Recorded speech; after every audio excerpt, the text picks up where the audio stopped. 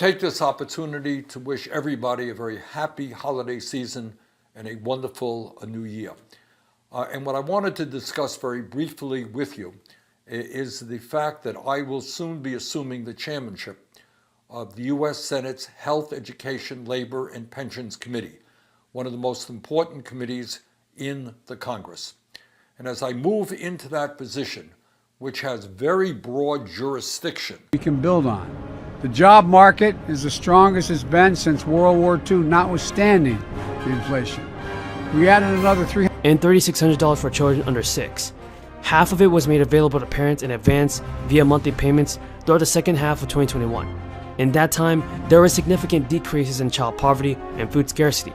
Government data showed upticks in spending on necessities like clothing, utilities, and much more. Republicans in Congress and Joe Manchin have let it expire, everybody, according to Republicans. This year, the credit reverts to its pre-2021 structure, a non-refundable credit worth of $2,000 per child, ages 16 and under, that is. The Guardians received that when they file a tax return next year, but the expanded child tax credit payments have been paused, even though they help many families stay afloat as inflation skyrocketed. Reports have found that millions of children have fallen back into poverty.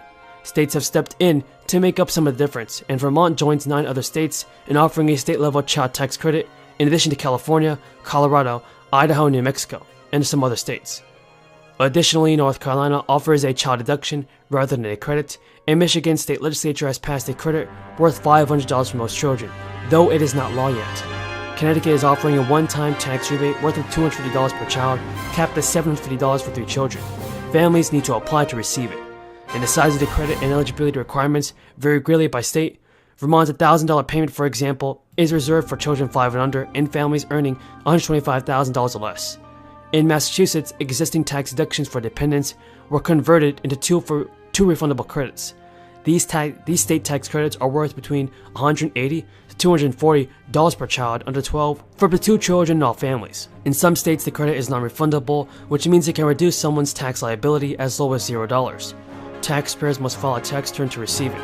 Others, including Vermont, have made it fully refundable, meaning that it can reduce a filer's tax liability below $0.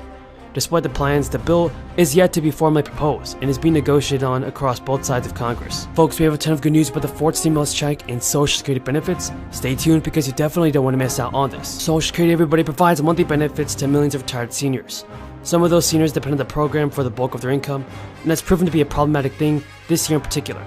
Although Social Security recipients get a generous 5.9% raise going into 2022, at this point the rate of inflation is far outpacing that boost. That means seniors who live mostly on Social Security are losing buying power even at a time when they're sitting on a higher raise. But that's not the only issue with depending heavily on Social Security. In future, Social Security may have to cut benefits to the tune of 20% due to revenue shortfall. That could leave many seniors in the lurch. In the coming years, Social Security expects to owe more in benefits than it collects in revenue, due largely to an anticipated mass exodus of baby boomers from the workforce. The good news is that Social Security has trust funds it can tap to keep up with scheduled benefits. But once those trust funds run out of money, benefits will be cut back on the table. Meanwhile, the Social Security trustees recently released a 2022 report, and it projects that the program's trust funds will run out of money in 2034. From there, Social Security may have to slash benefit income guidelines. But due to the cost of living adjustment, some Louisiana households may see a decrease in SNAP and other benefits, according to the Louisiana Department of Children and Services. This has so far affected millions of people under the Family Independence Temporary Assistance Program and SNAP program as well. State officials have said that these benefits will decrease in January. The cost of living is already increasing every single day. But now, once again, food inflation is outpacing overall inflation. What this means, though, is that SNAP recipients in the state of New York will once again receive more than $100 in their monthly benefits. SNAP has been crucial for many people in New York, and households that are currently at or near the maximum benefit level, which is about $1,000 for a household of 4, will receive SSI payments of at least $100. Benefits will post between December 12th and December 31st. An estimated $234 million in federal funding will be infused into New York's economy as a result of additional benefits. Since January, the program has contributed more than $2 billion into the state's economy, playing a critical role in the state's economic recovery in the wake of the crisis. According to a recent federal survey, SNAP generates up to $1.54 in economic activity for every dollar invested in the program. So, as food prices affected the number of factors, including extreme weather and supply chain complications, it makes it more difficult for the US government to use tactics like raising the rates to moderate food prices. A number of party and refrigerator staples continued to get more expensive last month. The latest data even shows this.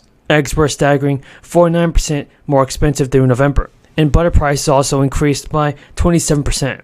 Overall, grocery and menu prices in November and December continue to go up half a percentage point every single month. So we're only left with one option now. It's for President Biden to do something about this and sending out stimulus payments. Because there is exciting news, the lawmakers have already unveiled a new bill. The bill will fund new programs they aim to provide more relief to the low income across the country. Support for recurring stimulus is continuing to grow, and as we are seeing more relief being approved around for Americans, Idaho state lawmakers recently approved a program that sent $300 to individuals and $600 to joint filers in order to spend down the state's record budget surplus. Elevate Idaho Families Coalition is now considering proposing a tax rebate program in the upcoming legislative session. People have until the end of the year to claim the tax rebate. Over the past few years, families were also supported by federal programs like stimulus and the expanded child tax credit, which reduced child poverty to a record low rate nationwide. Officials have said that these positive impacts could be modeled again on the state level. The governors of Virginia has already released a proposal for additional tax relief. It's just one component of the budget plan he hoped to unveil in a member to the General Assembly, which also proposes new investments in education, economic development, and environmental initiatives. The plan will also have to win approval in a politically divided government. Democrats currently control the Senate and Republicans have a majority in the House of Delegates.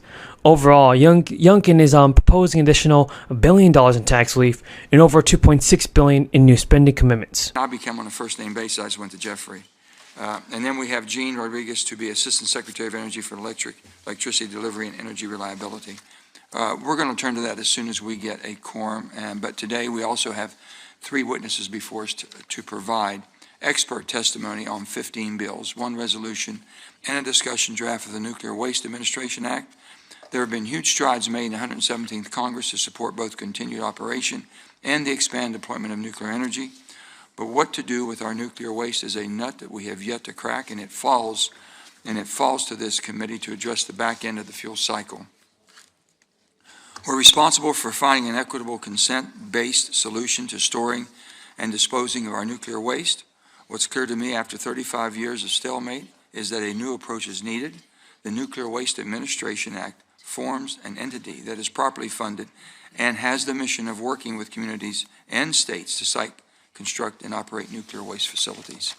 It opens up possibilities for us to move forward and find an environmentally and socially responsible solution to deal with our nuclear waste. This is a solvable problem, and I hope my colleagues will join me in working on it as we move forward, and I look forward to Dr. Huff's testimony.